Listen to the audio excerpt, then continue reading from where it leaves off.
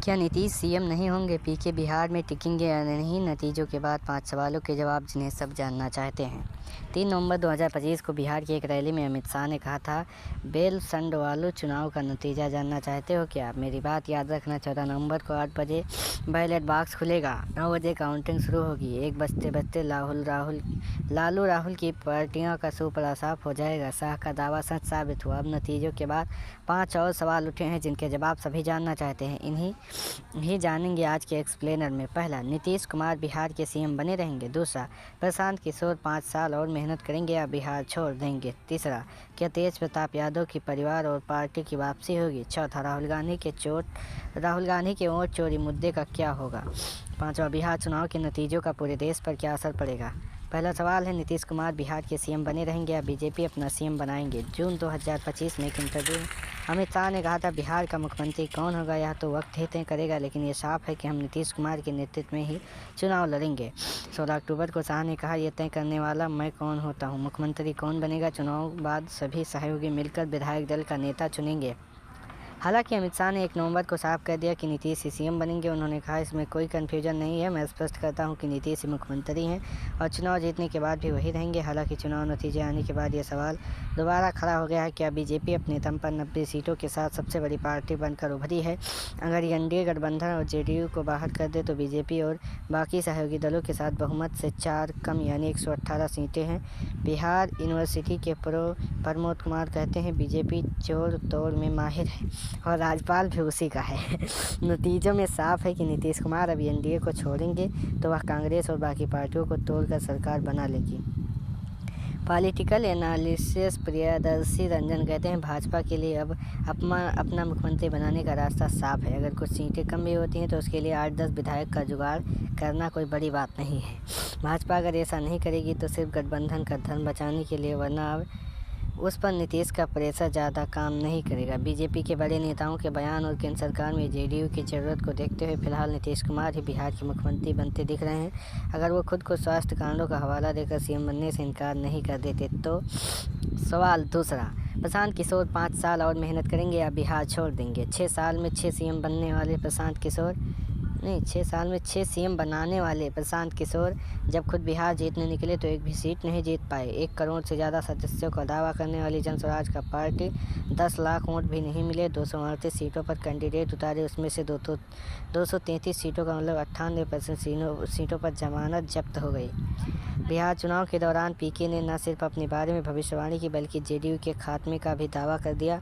उन्होंने कहा था, अगर जनस्वराज में 130 में से कम सीटें आई तो अपनी हार मानूंगा। अगर जेडीयू 25 से ज़्यादा सीटें जीत गई तो मैं राजनीति छोड़ दूंगा। नतीजों के बाद जनस्वराज पार्टी की प्रवक्ता अनुकृति ने कहा, पीके और जनस्वराज कहीं नहीं जा रहे, हम करप्शन के खिलाफ अपनी लड़ाई जारी रखेंगे। जनस्वराज के प्रवक्ता पवन वर्मा ने कहा, पीके राजनीति में रहते हैं या नहीं यह उनका व्यक्तिगत निर्णय होगा, लेकिन वो बिहार छोड़कर नहीं जा सकते। पूरे नतीजे आने के बाद वो आगे क्या करना है बताएंगे। पॉलिटिकल एनालिस्ट अमिताभ तिवारी कहते हैं, बिहार में प्रशांत किशोर तीसरा विकल्प बन सकते हैं, लेकिन इसमें समय लगेगा। पीके के पास अभी वैसा सपोर्ट बेस नहीं है जैसा आम आदमी पार्टी के पास करप्शन के खिलाफ आंदोलन की वजह से था। नीतीश कुमार के बाद जेडीयू की भविष्यवाणी वैसे भी साफ नहीं है। ऐसे में अगर पीके लगे रहे तो उनके लिए जगह बन सकती है। हालांकि पिछले 3 साल में प्रशांत किशोर ने पूरा जोर लगा दिया। 6000 किलोमीटर की पैदल यात्रा की पार्टी ने 98 करोड़ रुपए का चंदा दिया। इसके बाद जो नतीजा शून्य रहा। बिहार में अगला मौका 5 साल बाद ही मिलेगा। हालांकि पीके का 5 साल तक उसी शिद्दत से लगे रहना बेहद मुश्किल जान पड़ता है।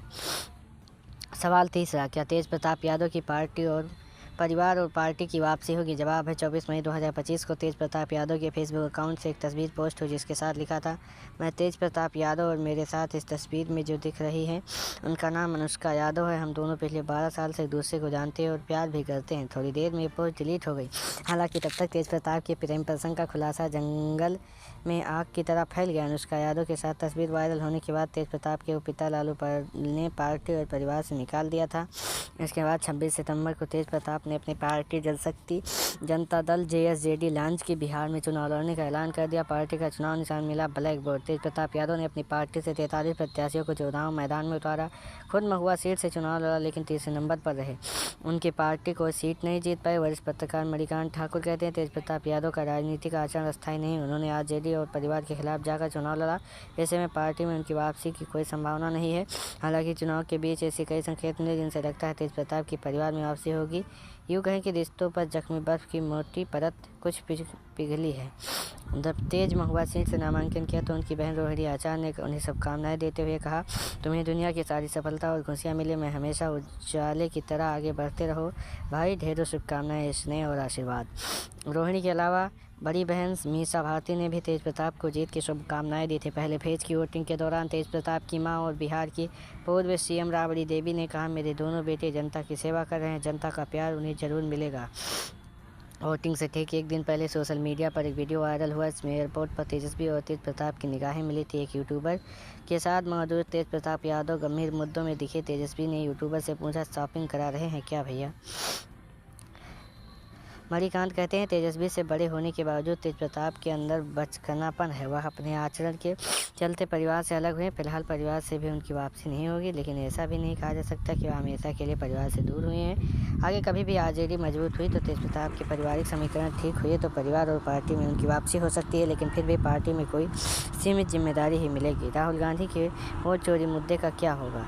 राहुल गांधी ने बिहार विधानसभा चुनाव से पहले 3 बार प्रेस कॉन्फ्रेंस करके बीजेपी और चुनाव आयोग पर कर्नाटक हरियाणा में वोट चोरी का आरोप लगाया। बिहार चुनाव से 5 नवंबर को राहुल ने दावा किया 2024 के हरियाणा चुनाव में 25 लाख वोट चोरी हुए और कांग्रेस महज 22,000 वोटों से हार गई। इससे पहले कांग्रेस ने बिहार में वोटर लिस्ट सुधार की प्रक्रिया में यानी स्पेशल इंटेंसिव रिवीजन SIR को भी बीजेपी का चुनाव जिताने की कोशिश कहा था। काउंटिंग के पहले ही कांग्रेस के नेताओं के बयान आए थे कि अगर NDA 140 से ज़्यादा सीटें जीतती है तो यहाँ वोटर लिस्ट और EVM में गड़बड़ी की वजह से होगा। मणिकांत ठाकुर कहते हैं बिहार के नतीजे बताते हैं कि वोट चोरी का मुद्दा निरर्थक रहा। राहुल ने सोचा कि वह इससे कांग्रेस की खोई हुई ज़मीन वापस पा लेंगे, लेकिन वोटर्स के बीच रिश्वतखोरी और बेरोजगारी जैसे बड़े मुद्दे थे, उन पर फोकस करते हो तो अलग नतीजा दिखता। राहुल के आरोपों के बाद सामाजिक कार्यकर्ता योगेंद्र यादव ने कहा कि बिहार फ्रंट डोर पर यानी वोटर लिस्ट पर कब्जा करने पर चुनाव की चोरी करने का खेल हुआ है। बिहार के नतीजे आने के बाद योगेंद्र यादव ने कहा वोट चोरी बिहार में हार जीत तय करने वाला चुनावी मुद्दा नहीं था, लेकिन ये लोगों के वोट चोर अधिकार का मुद्दा है। हर नागरिक इसके खिलाफ लड़ना चाहिए, भले ही इससे किसी की भी हार या जीत हो। विपक्षी नेता अभी भी वोट चोरी का आरोप लगा रहे हैं। मणिकांत कहते हैं अगले साल देश में 5 राज्यों में चुनाव है। जब तक विपक्ष असल में कोई बड़ी गड़बड़ी साबित नहीं कर देती तब तक यह कोई बड़ा चुनावी मुद्दा नहीं बन पाएगा। बता दें कि बिहार चुनाव में NDA का वोट शेयर करीब 48% पर जबकि महागठबंधन 37% मिला है। वहीं कांग्रेस का वोट शेयर 2024 से 9.4 से घटकर मौजूदा चुनाव में 7.9 रह गया है।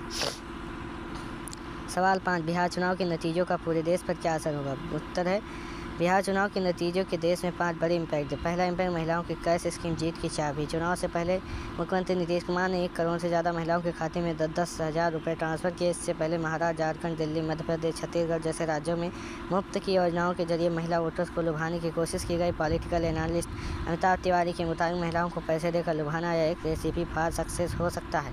आने वाले चुनाव में अब यह एक फार्मूला बन गया, यह हमेशा काम करता है।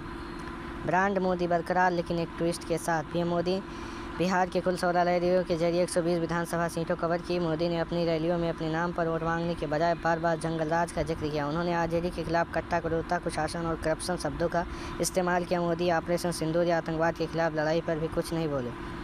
राजनीतिक विश्लेषक हर्षवर्धन त्रिपाठी बताते हैं ब्रांड मोदी अभी भी इम्पैक्ट है। भले ही मोदी ने मैं करके ज़्यादा बात नहीं की, बीजेपी अब नरेंद्र मोदी का इस्तेमाल ज़रूरत के हिसाब से और रणनीतिक रूप से करेगी, जैसे उसने हरियाणा, महाराष्ट्र और अब बिहार में किया। अगले 5 साल जिन 5 राज्यों में चुनाव होने वाला है उसमें कसम को छोड़ दे तो बीजेपी का वही बहुत स्ट्रांग होल्डर नहीं है।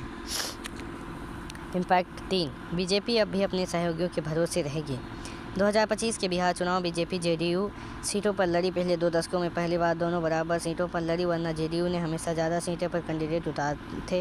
एक्सपर्ट मानते हैं कि बीजेपी ज़्यादातर सीटों पर जीतती तो राज्य के 7 केंद्र में भी उसकी बराबर बारगेनिंग पावर बढ़ जाती। हालांकि नतीजों में JDU 80% से ज़्यादा स्ट्राइक रेट के साथ 84 सीटों पर आगे चल रही है। इसलिए बीजेपी की मोलभाव की ताकत जरूर बढ़ी है, लेकिन वो अभी भी अपने सहयोगियों के भरोसे रहेगी। इम्पैक्ट 4, राहुल गांधी का वोट चोरी कंप्लेंट फेल, सवाल उठेंगे। राहुल गांधी ने 10 दिन में 15 रैलियां और 86 विधानसभा सीटों को कवर किया। उनका मुख्य फेस वोट चोरी के मुद्दे पर रहा। राहुल गांधी ने बिहार में वोट अधिकार यात्रा की और 15 दिन में 25 जिलों तक पहुंचे। चुनाव के दौरान वोट चोरी मुद्दा, गद्दी छोड़ो जैसे नारे दिए गए।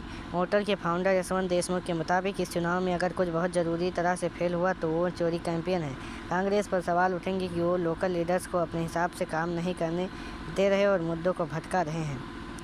इम्पैक्ट 5, SIR की वजह से देश भर में बढ़ सकता है वोटिंग परसेंट। बिहार में इस बार अब तक का सबसे ज़्यादा 66.91% मतदान हुआ। इसकी बड़ी वजह चुनाव से पहले स्पेशल इंटेंसिव रिवीजन यानी SIR माना जा रहा है।